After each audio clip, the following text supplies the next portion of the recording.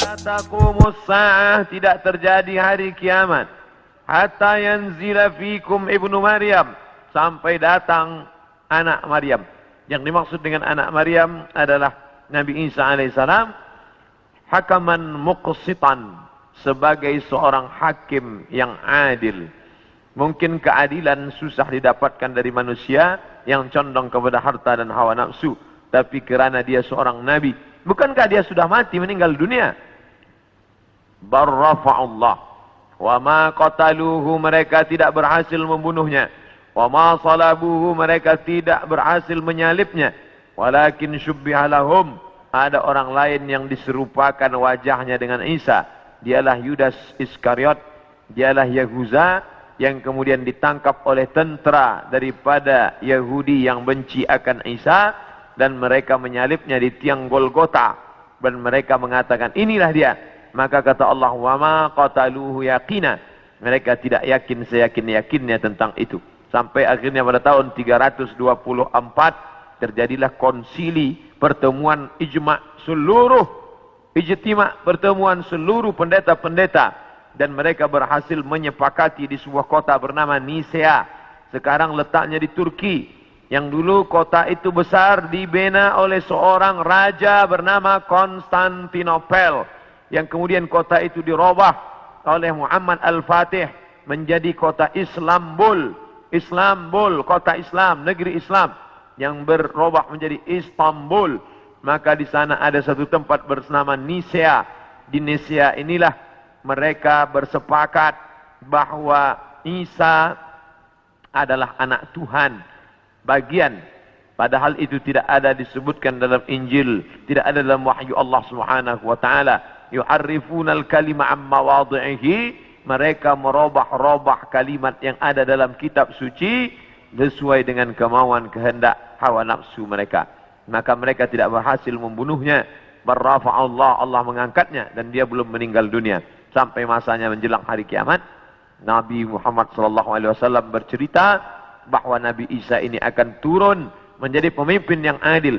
Apakah dia membawa syariat baru lalu menasakh syariat Muhammad SAW? Tidak.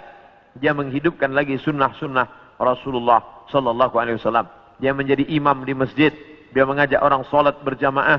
Dia tetap menegakkan syariat Muhammad. Dia tidak menasakh apapun, kerana dia datang sesudah Nabi Muhammad. Maka dia sendiri pun ikut syariat Nabi Muhammad SAW. Dia tidak hanya sebagai seorang ulama, dia tidak hanya sebagai orang yang faham agama, tapi dia menjadi hakaman muqsitan, sebagai pemimpin yang adil, yang akan memimpin dunia. Bila ini terjadi, maka hari kiamat akan segera tiba. Ini termasuk tanda yang fisik, yang nampak, yang orangnya langsung. Tempat turunnya disebutkan di sebuah masjid bermenara warna putih di Damaskus, Syam. Maka di antara doa Nabi SAW, Allahumma barik lana fi Syamina, Allahumma barik lana fi Syamina. Ya Allah, berikanlah berkah di negeri Syam. Negeri Syam disebut negeri yang penuh dengan barakah. Subhanalladzi asra bi'amrihi lailan minal masjidil haram ilal masjidil aqsa alladzi barakna haulahu. Kami berkahi tempat itu linuriyahu min ayatina, karena kami ingin menunjukkan ayat-ayat kami kepada orang yang tidak percaya kepada ayat-ayat. Bahwa Nabi Isa datang tidak membawa syariat baru, tapi dia membatalkan syariat yang sudah dirubah oleh para pendeta. Di antaranya mereka mengatakan bahwa Nabi Isa meninggal dunia tergantung di pelang salib. Maka dibantah. Fayaksirus salib, dia menghancurkan salib. Salib bahasa Arab, salib bahasa kita, palang salib. Maka Nabi Isa datang menghancurkan salib. Ini menunjukkan bahwa akidah salib itu batil, tidak dibenarkan. Karena andai dia benar, pasti Nabi Isa melanjutkannya. Yang menghancurkannya Nabi Isa sendiri. Yang mengatakan itu patung dia, maka itu dibantah oleh Al-Quran. Wa ma qataluhu, mereka tidak membunuhnya. Wa ma salabuhu, mereka tidak menyalibnya. Walakin syubbiha lahum, ada orang lain yang diserupakan dengannya. Bila ada orang berkata, kamu jangan kaji-kaji agama kami, jangan bahas-bahas agama kami, urus sajalah agama kamu. Lakum dinukum waliyadin. kami tidak mungkin membahas agama kamu kalau Allah tidak menyebutkannya dalam Al-Quran. Allah menyebutkan tentang yang kamu katakan sebagai Tuhan itu dalam beberapa surah. Al-Fatihah, Al-Baqarah, Ali Imran. Ali keluarga, Imran. Imran punya anak bernama Maryam. Maryam punya anak laki-laki bernama Isa. Dan Imran punya istri bernama Hannah. Hannah punya saudari perempuan, melahirkan anak laki-laki bernama Yahya. Dan Yahya punya ayah bernama Zakaria. Maka inilah keluarga yang kecil. Ada Imran, ada Hannah, ada adik Hannah. Adiknya melahirkan Yahya, nama suaminya Zakaria.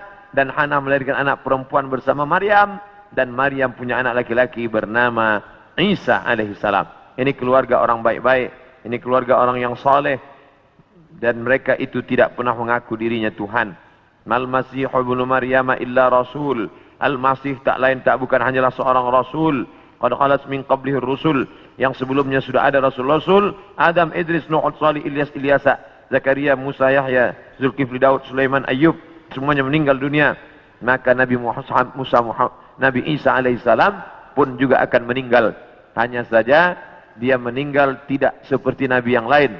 Hidupnya habis berakhir. Nabi Isa akan datang sekali lagi dan dia akan menghancurkan salib-salib. Berikutnya, wa yaqtulul khinzir. Dia akan membunuh babi. Apa makna membunuh babi? Kerana mereka menghalalkan babi. Seakan-akan babi itu halal. Padahal Nabi Isa tidak makan babi. Lalu siapa yang merubah ajaran Isa sehingga mereka menghalalkan babi? Maka yang merubah adalah Paulus. Kata Paulus, sejak Isa disalib menebus dosa manusia, maka semua binatang menjadi halal. Begitu juga dengan khitan. Nabi Ibrahim berkhitan, turun kepada Nabi Musa berkhitan, turun kepada Nabi Isa berkhitan. Tapi dispesongkan, diselewengkan oleh Paulus.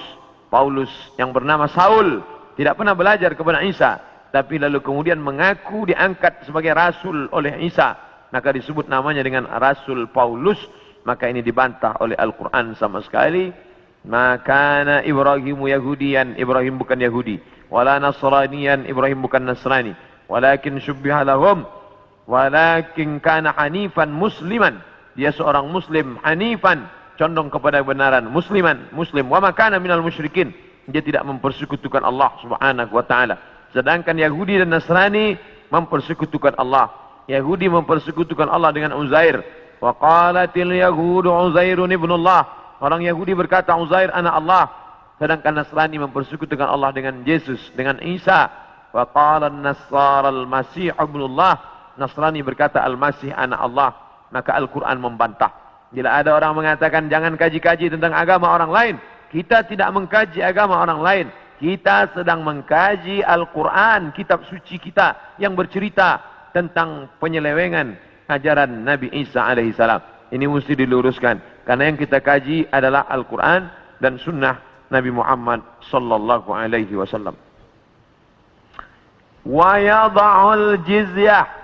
Nabi membatalkan jizyah, upeti, pajak yang sebelumnya diterapkan oleh Raja Romawi dan Persia.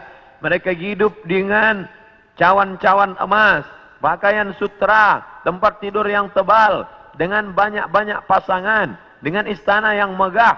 Padahal dari cukai, dari pajak yang dikutip dari setiap masyarakat. Maka datanglah Nabi Isa alaihissalam membantah itu semua perbuatan yang batil, bahwa itu perbuatan zalim, menganiaya orang susah. Maka dia menghapuskan itu. Wa yada'ul jizyah wa yafidul mala hatta la yaqbaluhu ahadun. Dan kemudian dia membagikan harta sampai tidak ada satupun yang mau menerimanya. Apa makna dia membagi harta tak ada orang mau menerima? Kerana orang sudah merasa cukup, tidak lagi merasa perlu banyak.